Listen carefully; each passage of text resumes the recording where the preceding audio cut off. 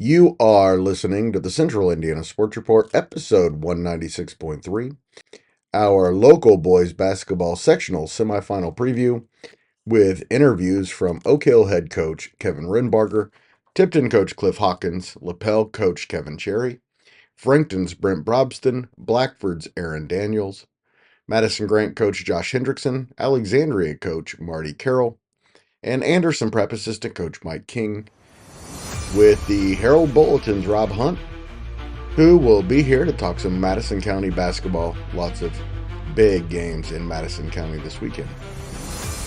You're listening to the Central Indiana Sports Report with your host, Greg Mengelt. Welcome, basketball fans, to the Central Indiana Sports Report Boys Basketball Sectional Semi-Preview Special. Today is March 7th, 2025. It's a Friday, so it's another day for the Central Indiana Sports Report.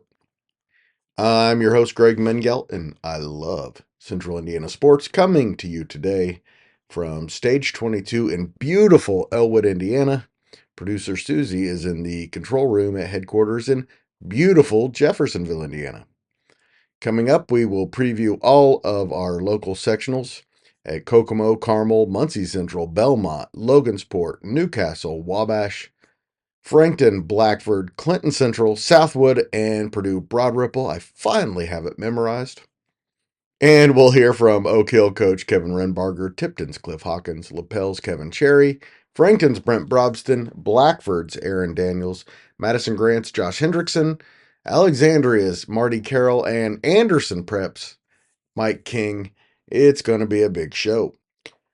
Before we get to all of that, I'm going to beg you to please go and subscribe to our YouTube channel. Just search Central Indiana Sports Report. It's really easy to find. We need subscribers so we can justify doing more video stuff. Also, just want to make you aware of what's coming up this weekend. Later Friday, we will have the Combat Sports Report with Hanson Crafton. And every day at 1 o'clock, the Daily Report, where we go over all of the day's high school, college, and professional sports in Central Indiana. 1 o'clock every single day, although weekends we're usually a little late because I get lazy. Saturday morning, maybe early afternoon, we will have our sectional semifinal scoreboard. That will be with Michelle Garman. We expect to have lots of guests, and we will also have a full report from the Frankton sectional, where Michelle Garman and I will be. And we believe we'll have Brent Brobston, Kevin Cherry, and Cliff Hawkins on with us to talk after the games. Of course, on Sunday, we'll have our boys basketball sectional scoreboard show. Again, lots of cool guests.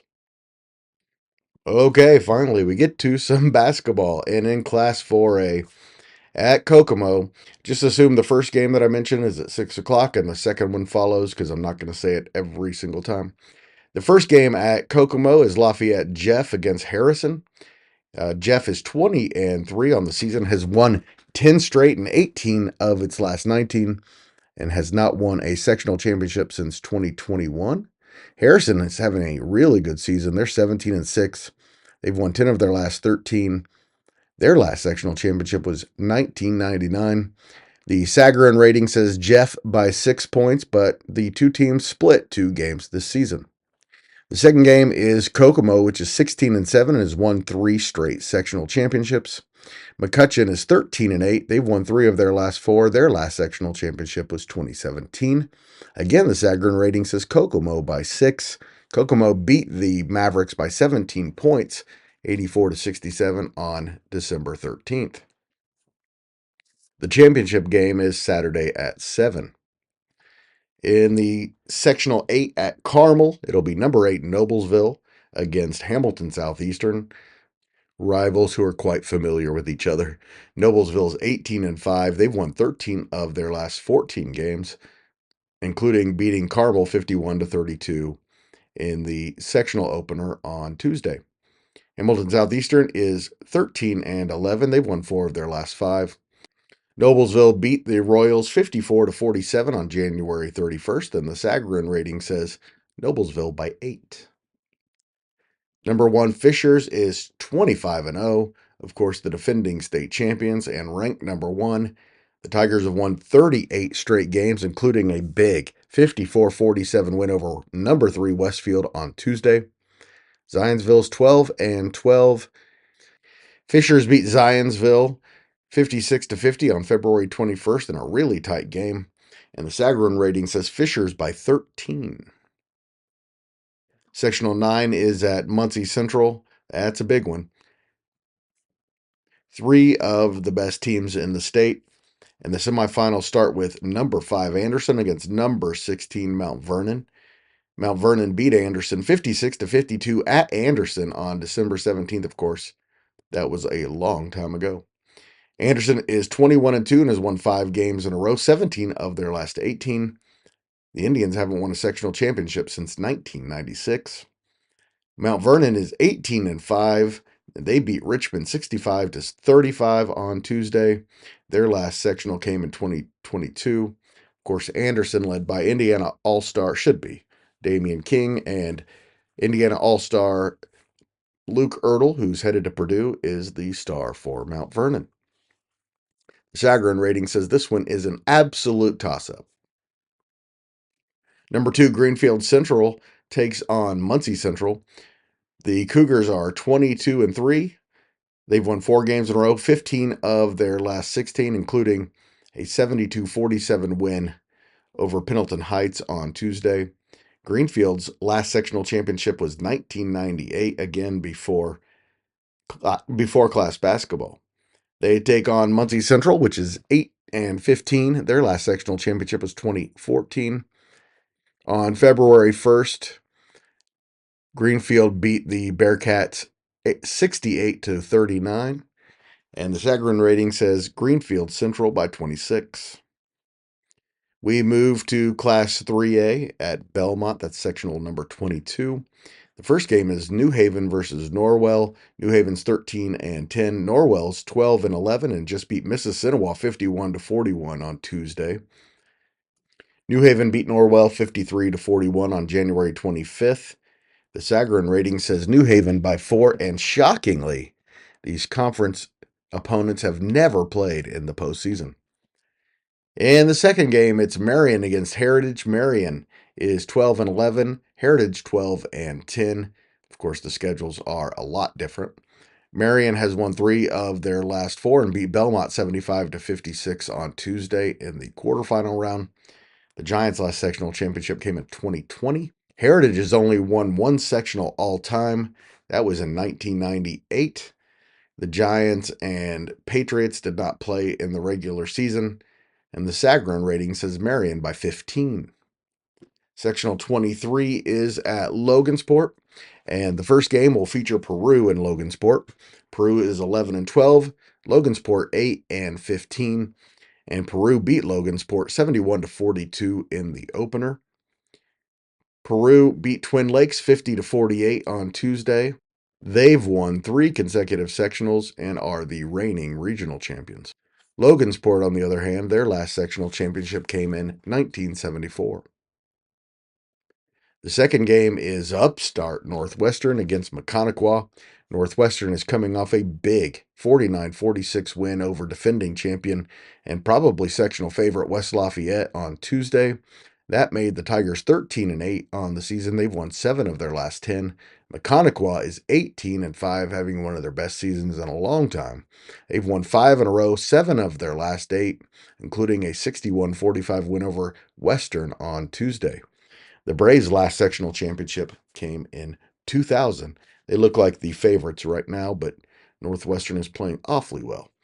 Mechaniqua beat the Tigers 58-56 on February 6th. So this should be a good one. The Sagarin rating says Mechaniqua by 10. And in Class 3A at Newcastle, that's sectional 24. Delta takes on Yorktown, 2 foes very familiar with each other. Delta beat the Tigers 53-45 at Yorktown on December 13th, and the Eagles beat Yorktown 55-44 in the sectional championship last year. Delta is 14-7 as the 2-time reigning sectional champion and regional champion. And Yorktown is 7-16, but had a really good showing and a 69-45 sectional opener win over Jay County. The Sagarin rating says Delta by 12.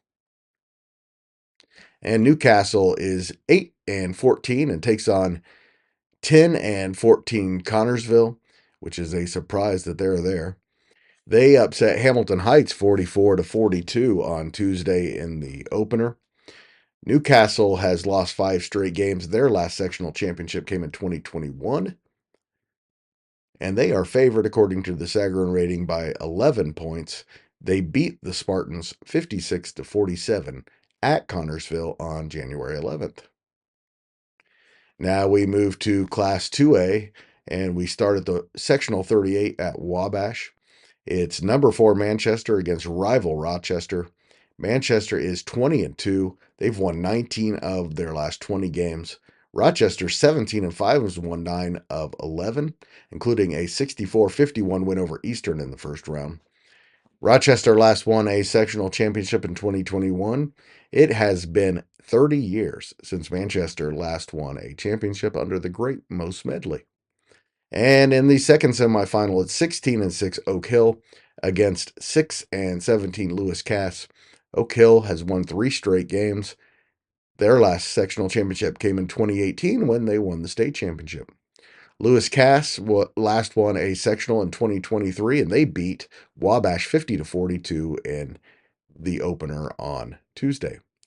The Kings and Golden Eagles did not play in the regular season, and the Sagarin rating says Oak Hill by 22 points. I talked with Oak Hill head coach Kevin Renbarger on Thursday evening. He said he's a little bit concerned about his team looking past a Lewis Cass team that's better than its record and ahead to number 4 Manchester and a potential matchup on Saturday night. Yeah, I think there's always concern when you're dealing with 16, 17, 18-year-old kids that they start looking at records and comparing. And then obviously you've got the sectional favorite and probably one of the favorites to win the state championship directly ahead on the other side of that. But, we've spent an entire week impressing upon the kids that, the biggest game of the year is Friday night against Cass. And that's the one that has to take precedence over everything else right now. Speaking of impressive, since the Blackford game, your team has been awfully good. You feeling pretty confident about them? Yeah, you're right. And since the Blackford game obviously was probably a low point, but since then we've kind of gone on a high point. We probably could have done with playing game on Tuesday night, but I just felt like the rest probably did us better. We were better served with the rest. So, I don't think we could play better basketball than we currently are right now. We'll see how much the rest has affected us in regards to rust. But, if we come out on top of our game and play the way that we're capable of playing, I definitely like our chances. Cass is definitely a formidable foe. They're very big, they're very athletic, and very aggressive. And so those are things that we've struggled to handle all year long. In Sectional 39 at Frankton, the first game on Friday, the first semifinal, is 17-6 Tipton against 16-5 Sheridan. In fact, all 4 teams in this sectional have at least 16 wins. Tipton has won 6 games in a row. They beat Taylor 41-31 on Tuesday, and they've won 3 straight sectional championships. Sheridan has won 3 games in a row, but their last sectional championship came in 1983. The Blue Devils and Blackhawks don't play each other anymore in the regular season, and the Sagarin rating says the Blue Devils by 2. Tipton head coach Cliff Hawkins said he is looking forward to the matchup with Sheridan. Well, first of all, Sheridan is a very exciting team for us to play. We used to play them, and then they no longer scheduled us. So we're really looking forward to this game. We've scouted them, and we're very aware of how good they are. They have some really nice players, some really good guards. Yeah, lots of options. They do. They have 3 guys that average 16 and a 4th guy that averages 10. So they've been able to manufacture a lot of points. Both Wright and Page are really solid players.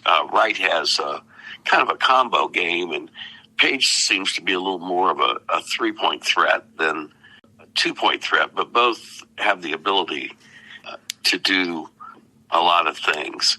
And then they have two other players that play extremely well together, very athletic.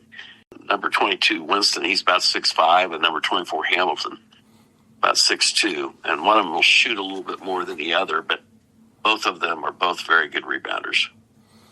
How are you feeling about your team heading into Friday? Seemed to play really well the second half on Tuesday. We did play better in the second half. It takes us a little while to figure out just exactly where we're going to attack and how we're going to hold people. But I felt like the outstanding thing was after the first two baskets by Taylor in the third quarter, from about 7 minutes of the third quarter and 8 minutes of the fourth quarter, which is 15 minutes, we held them to 8 points. So we felt like we really did a good job of closing up the areas that they wanted to score from. That allowed us to win the game. It really was our defensive ability and defensive adjustments that the players were able to make that allowed us to win. Grady gets a lot of credit for being a stat stuffer, a lot of points, rebounds, steals. I don't think he gets enough credit for his defense, particularly in the paint. He's very good there. He's long-armed, and if you watch when he is in that situation, he's invariably moving his feet very, very well. And his feet are moving, his arms are up, and he gets, because of his long arms and his ability to jump a little bit, he gets a lot of deflections, and it's hard for somebody to get shots off against him. He's particularly good there. The beauty of Grady is he is somebody that can, guard 1 through 5. He really can't. He's somebody that can do that. Well, on the other hand, on offense, he can play 1 through 5. Yes, he can. So, so that's what makes Grady a very special player, but particularly on the defensive end, I think his anticipation, long arms, and ability to really want to get a stop is what makes him pretty good. And in the second game, it's number 9 Lapel at Frankton.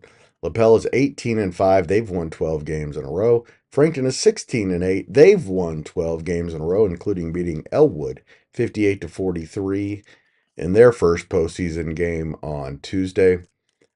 Lapel's last sectional championship came in 2018. Frankton's last one came in 2019.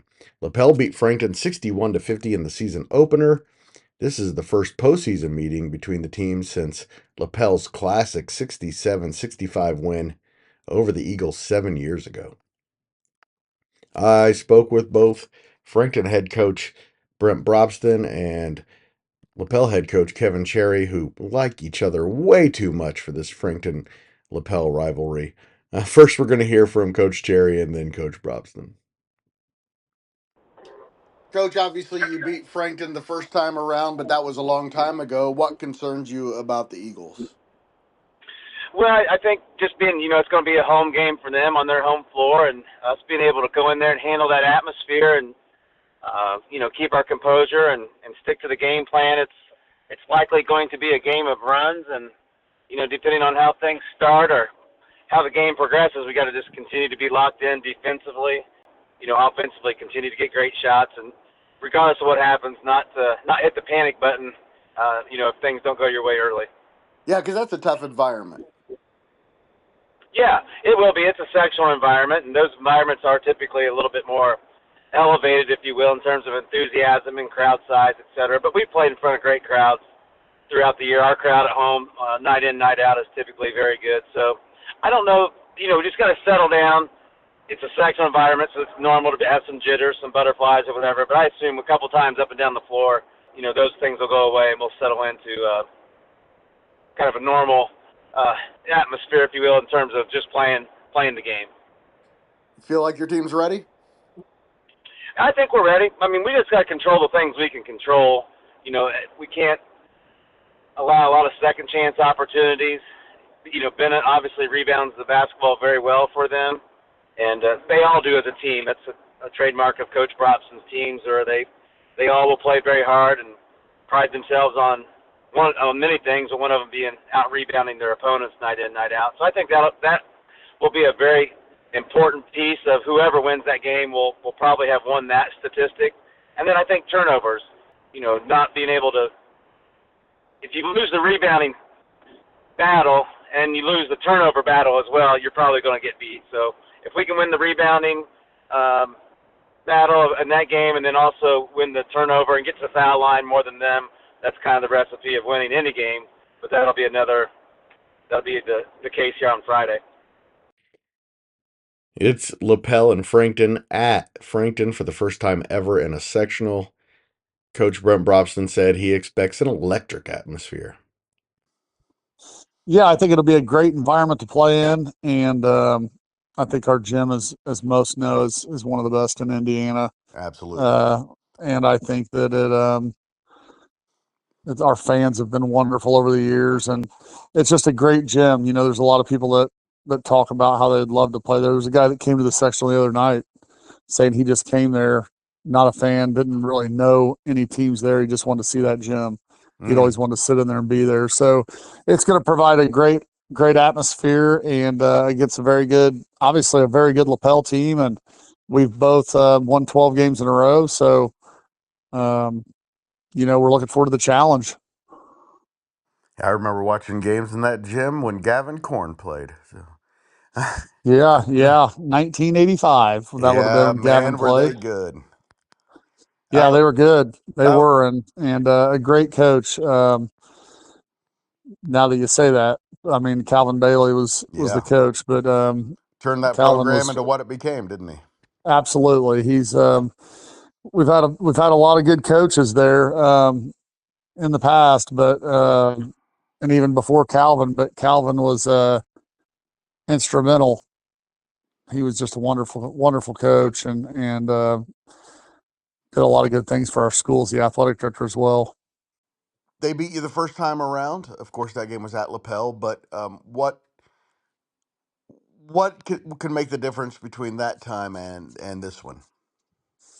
Yeah, I mean, we both played each other first game of the year, so neither team is even near what they were then.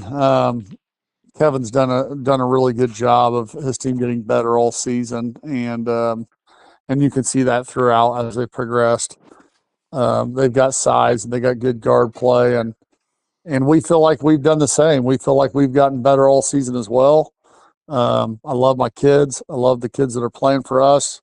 They've played every night with passion and heart, and that's some of why they've accomplished what they have done. They've won 12 in a row.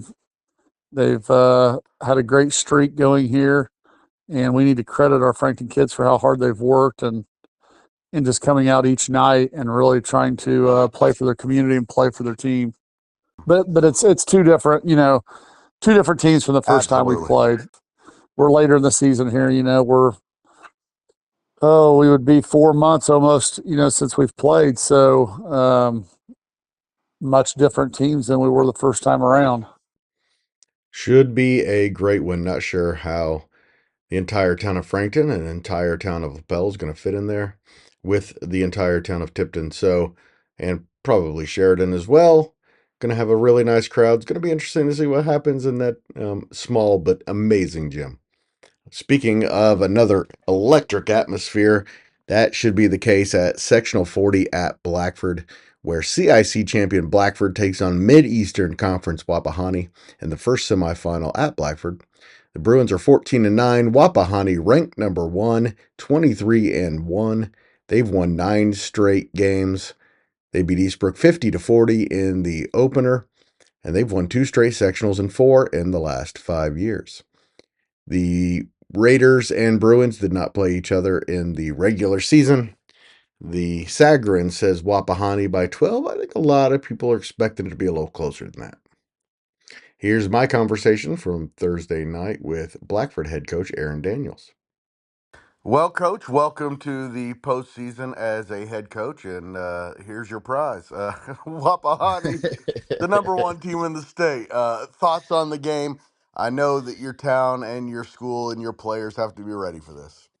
We're definitely ready, and it's, you say what a prize it is, and we've got a recipe. We think that we can compete with Wapahani. The difference is they're really hard to simulate. And so when you try to practice against it in different things, we don't have the shot making ability at the JV level and different things, and it's hard to simulate the things that they do. And so even though you feel like you put a really good game plan together, you never know what that game speed is going to look like and some of the things that they do. And so we've prepared, I think, as well as we can. We've got a really good game plan put together. And so for the kids to just come out and execute it, we're going to have the home crowd. We're going to have a big crowd, and Wapahani is going to travel well. It should be an unbelievable atmosphere, and I think everybody, it almost feels like that week before Thanksgiving where you're just ready to play. We've been a week and a half of preparation and different things, and we're just ready to go out and compete and see what we've got. Man, what an atmosphere it's going to be. I bet you're happy that it's at home.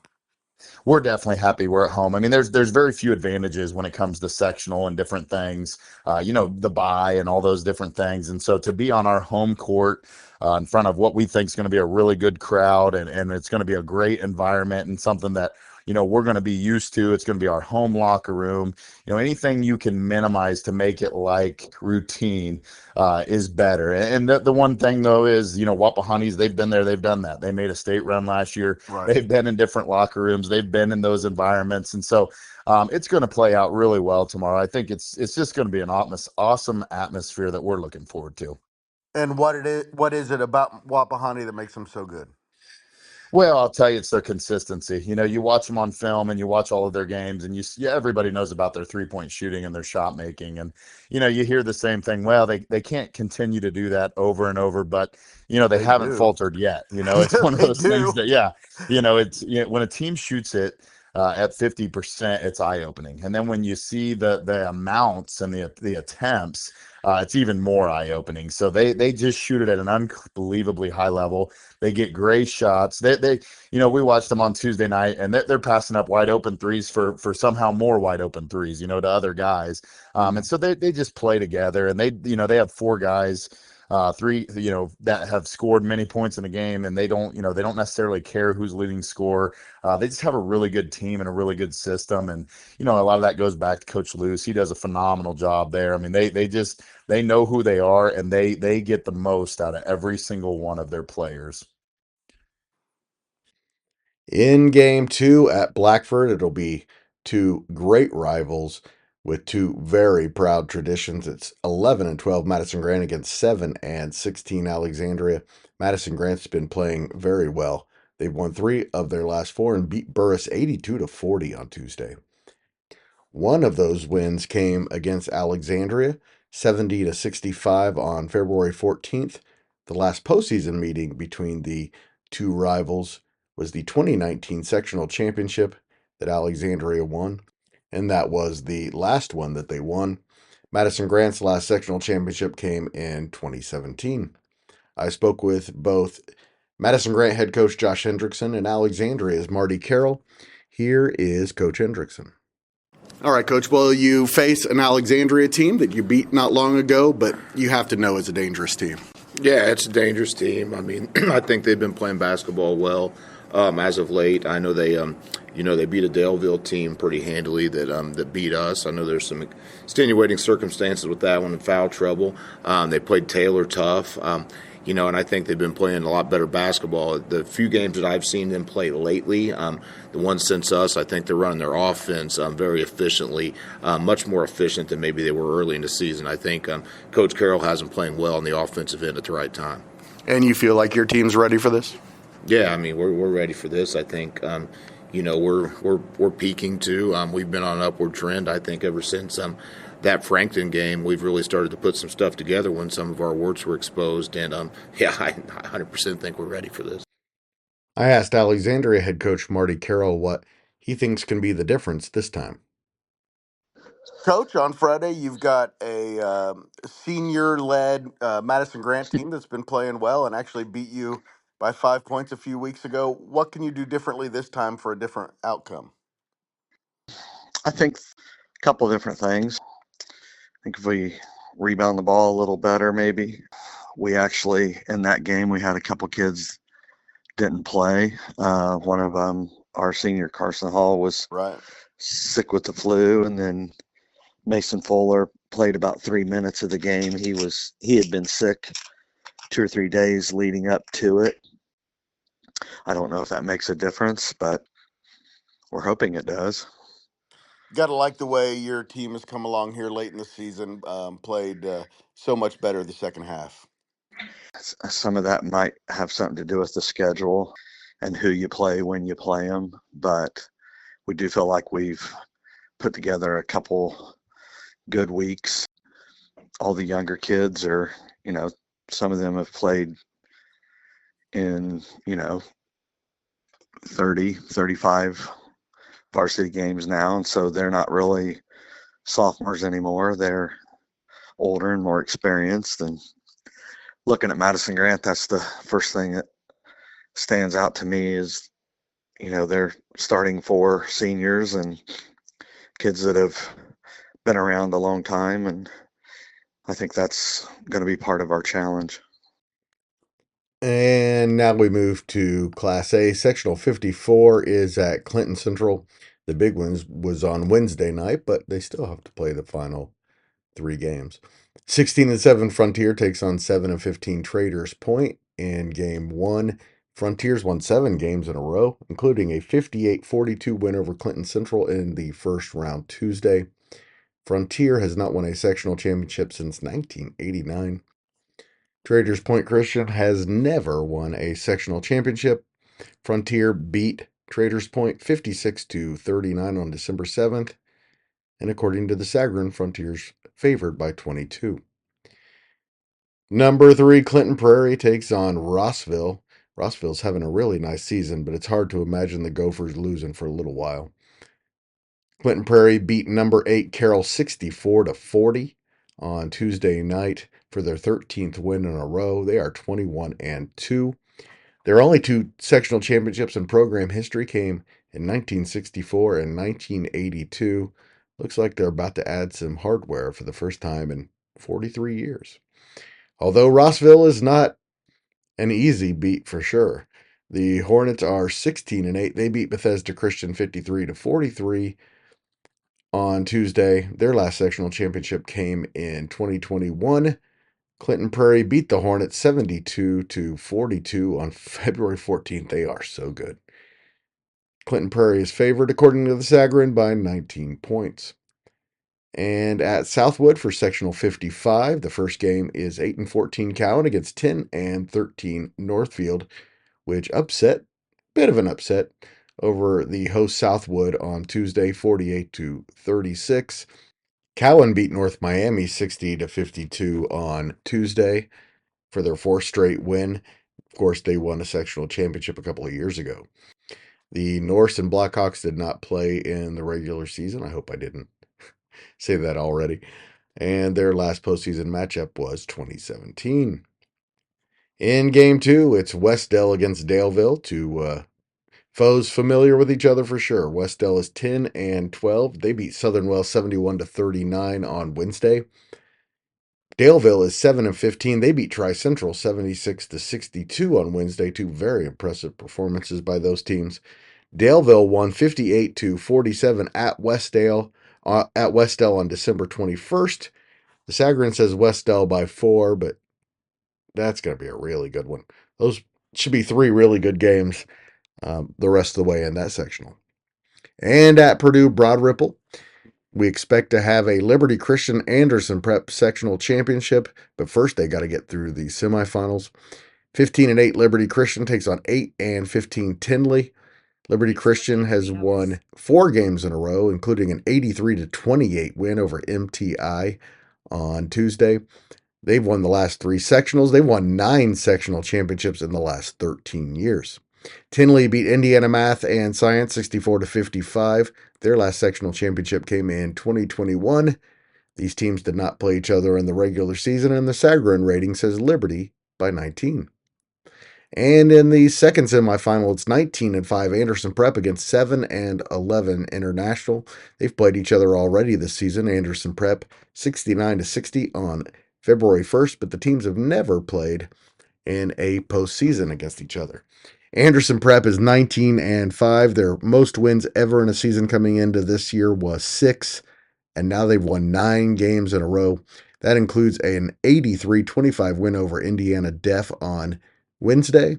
for their first postseason win ever. Internationals won 4 of its last 5. They beat Purdue Broad Ripple 68-50 in their first sectional game. Their last sectional title was 2020. Here is Anderson Prep assistant coach Mike King on the Jets making more history Wednesday and on the test of taking on International at Broad Ripple. Coach, looks like your team came out in their first postseason game focused, despite the fact that they had just beaten that team easily a couple weeks early, and lots of sharing the ball, lot to like.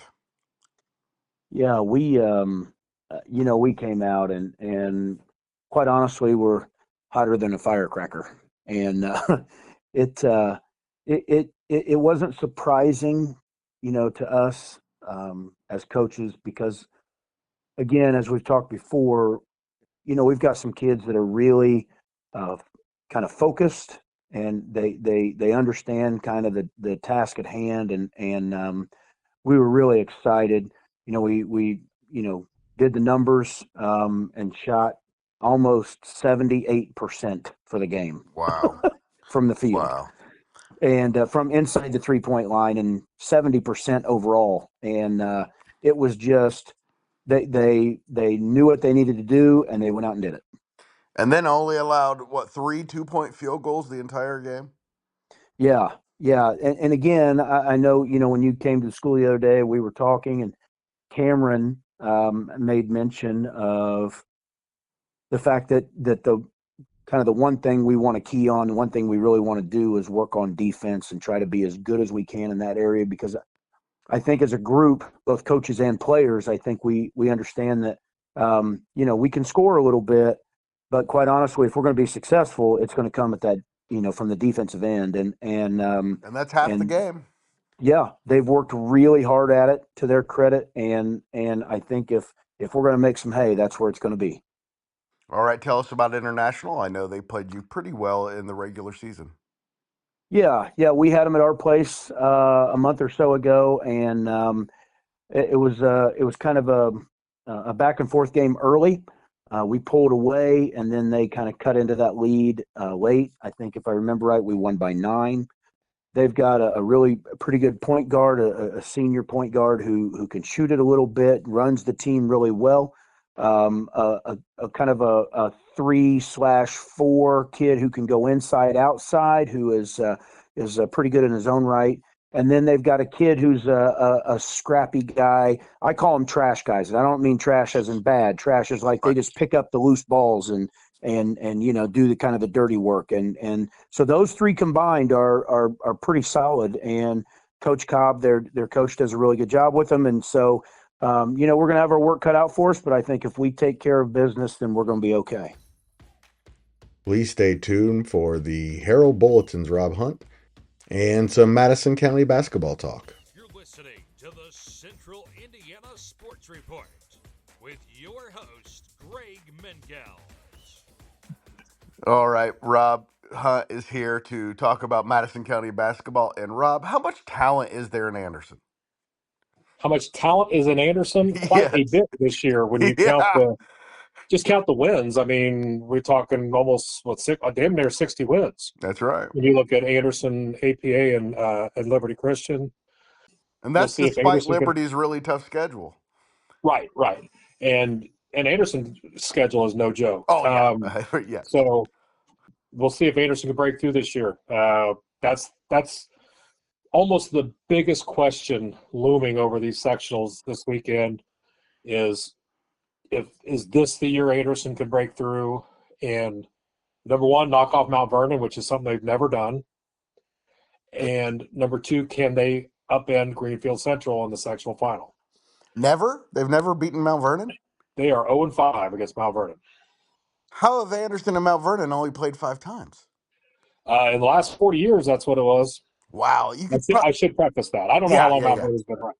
Yeah. But that's all been in the last 5 years. They lost in the regular season this year, and then I believe it was 4 straight years that they got knocked out of the tournament by Mount Vernon.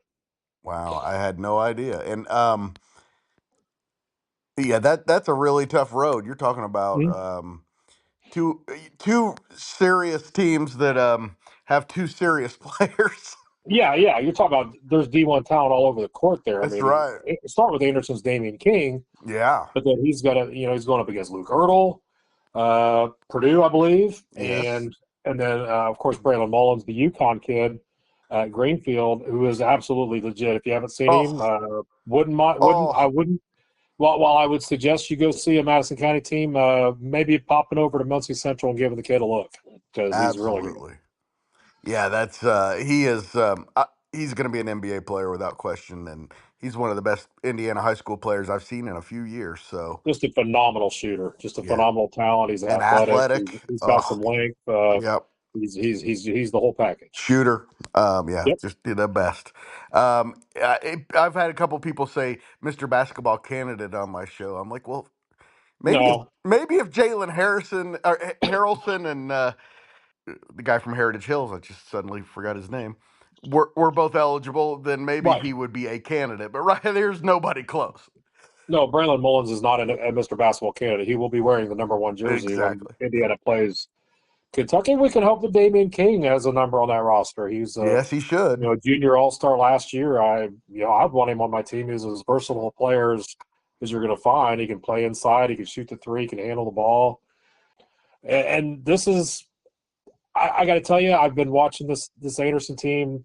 I've been covering them all through Donnie Bowling's run here, and he's had some really good teams. This may be his best and deepest team. I mean, when they're all healthy, I mean, you look at Damian King, Javon Warfield is a phenomenal guard. So deep. With length. Titus Hunter has brought an element to this team. I mean, you look defensively, he's such a great shot blocker. He's a great rim protector, but he's got a really soft touch. You really watch him shoot. He is a nice shooter around especially in the lane, get him on the baseline. He averages double figures. Colin Lewis, if there's a faster player with the basketball in his hands in the state, I don't know where he is. And you've left off a guy. I mean, not that you left him off, but the last guy, which tells you how good they are, Aaron Morgan, who's just been a really huge piece to that puzzle. Yeah, I just hadn't gotten to him yet. Oh, I know. But my point being that you were already at the 5th player, and we're talking about one really good player. Yeah, he had a great Madison County tournament, had a huge game in the final, and then and you talk about not getting to him, he had Don Bowling. I mean, the coach's kid, with all that height, that he's a good shooter too. He's got a lot of talents for a freshman. Probably been the best freshman in the area, if I'm not mistaken. Nobody else is jumping to mind. So no, I can't think of anybody that good. I mean, you're talking about a team that, and there's a couple other guys come off the bench and give quality minutes. You're talking about this team's 8-9 deep. Donnie hasn't always had that. He's always had a really good, starting 5, maybe 1 off the bench. This team's pretty deep. We'll see if that matters this weekend, because I mean, this is going to be the ultimate test. They've got to, they for this team to really be back. And I got a message the other day to call a guy about why I haven't done a story about Anderson returning to their glory days. Well, they haven't yet. They haven't yet. Not yet. And I get that they've won 4 straight counties and they've won 20 games and they're ranked in the top 5, and that stuff is great. But for Anderson to be returning to the old days, we're talking about 51 sectional championships. They've not won one since 2009. That's 16 years. That's by far the longest drought in the program's history. But I think the second longest, maybe 5 or 6 years. I don't remember specifically off the top of my head, but I mean, you're talking about glory days. Yeah, that's what it takes. And hey, to that right, and I couldn't get a hold of him. I tried to call him today. If he's listening, I will do that story next week. If Anderson is still playing in regional round next week. That being said, the job that Don Bowling has done from where they were to where they are now has been phenomenal. Oh, it absolutely is. Phoenix from the ashes. There's no doubt about it. I mean, the year before he came, I believe they were 2-20. Yeah, you hate to say laughing stock about, because there were real kids on that team, but absolutely, it was pretty close to that. Yeah, absolutely. And I believe Jalen Harrelson's older brother was on that team, Brandon, who's one of the best kids we will ever have in Madison County. it was a time. I mean, they had some down years where there was still some talent. They were watchable. That team was unwatchable, and a lot of turnovers. They just did not play well together. And what Donnie has done, I mean, he brought respectability, self-confidence immediately, and and the other thing about this team that is so great is it's also his best defensive team he's had. They play a remarkable brand of defense. So I'm not trying to pile on Donnie here and give him even more pressure, but this seems like the best bet he's had since he's been there to break through in the sectional. Having said that, it's still a big ask. Big ask. I mean, you're talking about Mount Vernon, who probably should be ranked in the top 10 or 15 if they're not. Yes. And Greenfield, who's They're been ranked 16th. in that 16th. There you go. So, and then Greenfield's been in that 2, 3, 4 spot pretty much all year. It's a big ask, but It is. if you're Anderson and you're back to the glory days, you're going to do it. It's got to be considering. It's probably the best in 4A. The top three is Fishers, Noblesville, and Westfield, but this is number 2. It's got to be. I mean, at least I don't see every team in the state, obviously, and I don't have all of the strengths of schedule in front of me, but I would easily say top 4 or 5 sectionals in the state. And in the end, you think they get it done? I got to feel like they're going to beat Mount Vernon. I mean, okay. I just, they've been so close against that team, and I watched that game. I was at the game that they lost earlier this year, and I still don't remember how they lost that game.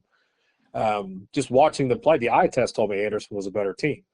But the eye test isn't always accurate. So no, the scoreboard test is the one that counts. That's the one that counts, and I hate predicting. You know how I hate predicting. Yes, you do. Stuff. Yes. I'll certainly be pulling for Donnie because Donnie's certainly one of the good guys we have. So, and those kids, a lot of those kids are very likable. So it's hard to pull against Anderson. I'll definitely be rooting for him. Is that a diplomatic enough of an answer? That was perfect, Rob, as always. As always. All right.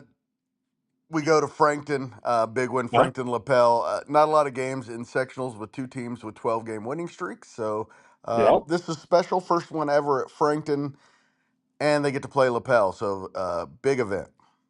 Well, I'm so glad that Frankton's back in 2A. They did that 2-year stint in 3A, and just it didn't feel right. The same. Nope. Yeah, it doesn't feel right if Frankton and Lapel aren't in the same sectional. Whenever they get paired, you hate to see it in the first round game because you'd like the stakes to be a little higher. You just look for the bracket and say, when are they going to face? Could they play each other? And obviously they are, and it's always special. It really doesn't matter what sport, but especially basketball. There was a stretch there and within the last decade where the state championship rolled through this sectional, and one of these 2 teams was headed down to Gainbridge, and that's right. Or at least had a decent shot to get down to Gainbridge. And it's such a storied rivalry. The student sections are electric when they've got it going, and believe me, they will have it going for this one.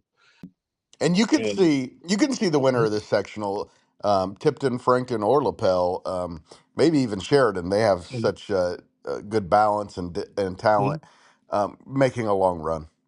Absolutely, and I really look at this Lapel team and the way they've played really since the county tournament.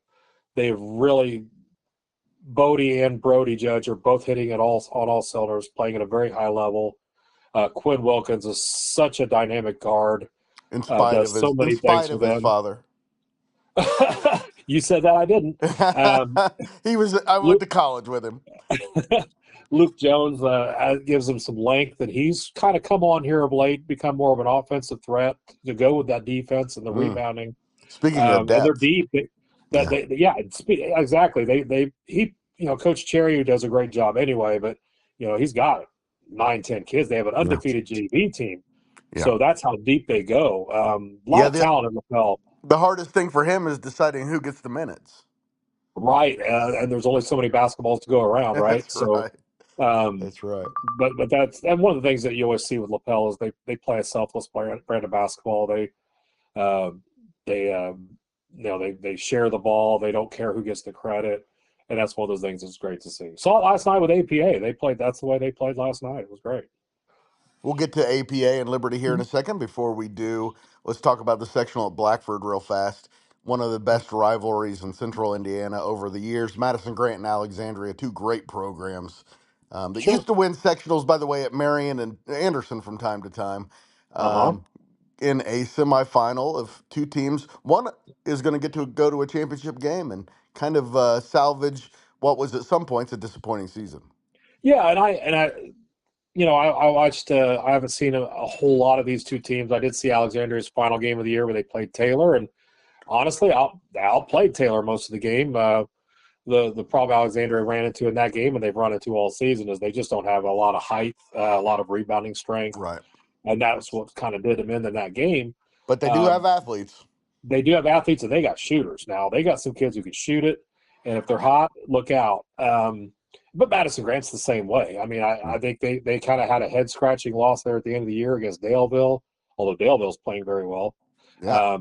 And that was a game they kind of got pushed around a little bit early. They did make a pretty good comeback and ended up forcing overtime before losing. But, well, then they come out and they just, curb stomp Muncie Burris. I mean, beat them by 40. And, Burris is a team that's really struggling, right? So you would, you want to go in there and do that, put on that kind of a performance. So, which Madison-Grant team shows up? I mean, I'll say this, Rob. Brock Barnhart's a kid who can really light it up. Ike Almeida might be the difference in this one because he's got that size. He can really dominate inside against a smaller Alexandria team. And really, I wouldn't want to overlook Luke Gilman and what he can do in the paint as well. Madison-Grant has a huge size advantage, so I would give them the edge in this one. Let me tell you, if Brock Barnhart makes 6 3-pointers in a quarter, they will not lose the game, is my guess.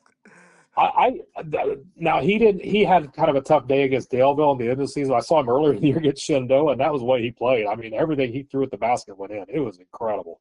Yeah, and he's been hot lately. Yeah, I knew he was a great a football player and a baseball player for that semi-state team, but had no idea the kid could fill it up like that. It was great to see. I mean, he's a tough little player. He is, and a great kid. That's one thing about the Madison-Grant kids. Of course, I work there. They are a bunch of smart kids. They're good athletes, and they're all seniors, except for Barnhart, and that's got to give them some kind of advantage. Yeah, I spent a lot of time with Luke Gilman over the years. Of course, he's been our tennis player of the year the last 3 years, and he's part of that baseball team that I covered last year all the way through the semi-state. And, being around those guys, the Yankee kids are always a lot of fun. Of course, it's just X and Al Teagan is now at AU, but that whole group playing together, you can tell they really enjoy each other's company. They're a lot of fun. It doesn't really matter what sport it is. That tennis team was that way. That group that they had the last few years, and then the baseball team as well. Such good attitudes and such great kids. All right, now let's talk about the big one. The big sectional, I think, right now is down at Broad Ripple. And anything keeping this from being Anderson Prep and Liberty in the championship? And, man, is that going to be fun? I don't think so. APA kind of let International get back in that game. I think they were up because they played earlier in the year, and I think APA was a 25 or so, and International, they kind of got lazy, let International back in the game, and it being a 9-point contest. And Liberty is going to steamroll. I don't remember who the Tinley. Yeah. Tinley may be able to keep up athletically for part of the game, but for the overall game, I think Liberty owns this. They would have to play a really bad game. Right, which, they're still, we forget that they're a young team, right? I mean, they are. Forget they were a hair's breadth away from going to the state finals last year, but they are a young team. So anything's possible with high school kids. We got to remember that. But talent-wise, the Liberty Christian and APA are head and shoulders above the rest of this field. So a couple of Anderson teams are going to drive an hour away and play for a sectional championship, I believe, Saturday night. Let's play it at the Wigwam. Hey, I told somebody down there, I said, you know what, if that's what it ends up being, just tell Broad Ripple take the night off. We'll open up Anderson High School or Highland or one of these gyms, and we'll just play it here in town. That's right. Highland's a great gym. Absolutely. Have you ever seen a story quite like this APA story? the whole basketball season, boys and girls, right? I mean, it's just been incredible. The girls, well documented. They win a sectional, they win a regional. Olivia Peoples is the conference player of the year. She's the all-time leading scorer. They have their best record ever. And then here come the boys. By far, they triple their previous record for wins in a season. Their current win streak is 9 games, which is 3 games more than their previous season high of wins. Crazy. If hopefully I said that right. Yes, you did. They win. If they win the sectional, they're going to win 20 games. Yep. Unheard and of. They can. I mean, go back in time 5 years ago and let's talk about APA and think that was 20 wins ever going to happen for APA? Probably not. But here they are on the cusp. And no, I know Liberty. One of Liberty's top players was not in that game earlier in the year when they beat APA by 2, but that was earlier in the year. This APA team is playing with a lot of confidence. Yes, they are. Don't overlook the fact that they have 4 seniors in that starting lineup who all average double-figure scoring. They do not care who scores. I promise. Lincoln Fathauer is that school's all-time leading scorer. He got that record earlier this year. If he scores 0 and they win, he's thrilled. I promise. Yep. And in that game, and they overmatched Indiana School for the Deaf. Don't get me wrong. That was a mismatch, but 15 first-half assists for that team. And that's a pretty good number for a game. And they had 15 in the first half. They were sharing the ball. Zamarian Bryant is only 6'1". He's not a huge, tall guy, but he plays bigger than that because he's got incredible leaping ability and he's really strong. And he's a mismatch. He could be a problem for Liberty on Saturday. I know the computers say Liberty wins this one pretty comfortably. I disagree. I think it's going to be closer than that. I still kind of give Liberty the edge. Exactly. I see it the same way. It's going to be much closer than that. I see it the exact same way. I think Liberty's a little bit better, but if APA plays better on that night, who knows? It would not surprise me one bit if APA won that game. I'll tell you what will disappoint me is if either one of them loses on Friday, because I really want this game to happen. I agree. That would be phenomenal to have our 2 1A schools playing here at Anderson playing each other for a sectional championship.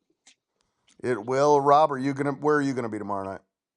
Friday, I will be in Frankton for the border war. The Lapel's going to come over the river, as they say in Frankton, and do battle. It'll be a lot of fun. It'll be loud. It will, and I will be there with you. What else is the Herald-Bulletin covering? We will have – actually, we're going to have a quintuple header, believe it or not. We have 4 guys on site for 5 games. Our buddy Kyle Smedley will be down at Broad Ripple for that doubleheader, APA and Liberty on Friday. Rich Torres will be at the Muncie Fieldhouse covering Anderson against Mount Vernon. Great place for a sectional. Oh, isn't it though? Yes. Also, really good hospitality room they have over there. Oh, good. Yeah, they cater in a nice taco bar last year when I was there, and it was, real queso, like in a warmer. It was amazing. And Phil Beebe will be at Hagerstown for Shenandoah taking on, I believe, the 5th-ranked Northeastern Knights. That's right. Which that's another one. I know you guys don't necessarily talk Shenandoah a lot, but that's another one. Watch out for that one. I give Shenandoah a puncher's chance. I believe it was a 8 or 9 point game during the season. The computers say 6. That one could be close. I wouldn't be shocked if the Raiders came out of there with a win. And we'll be keeping an eye also on Sectional 55 up there in Southwood where Daleville is playing, and they've got Westdale, which beat Daleville earlier in the year, but I'd like to point out that they beat Daleville before Hunter Sahina showed up and started lighting up the scoreboard on a nightly basis. That sectional was fascinating. Did you look at that sectional at all? Absolutely. It's been you talk about a wide open sectional.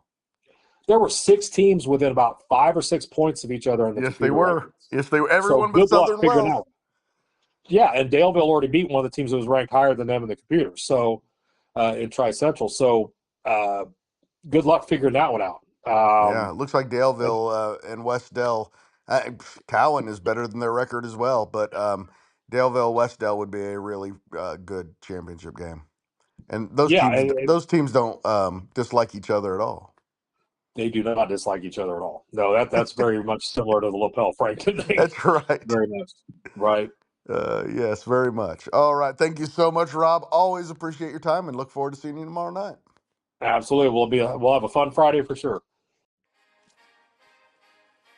Thank you so much to Rob. Always appreciate his time coming on here and talking to you.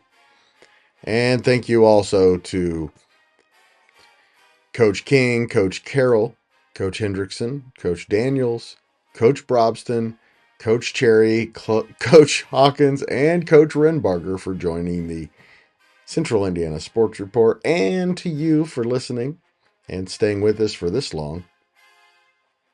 If you would like to see us continue to grow and thrive, please share the Central Indiana Sports Report with your friends and family.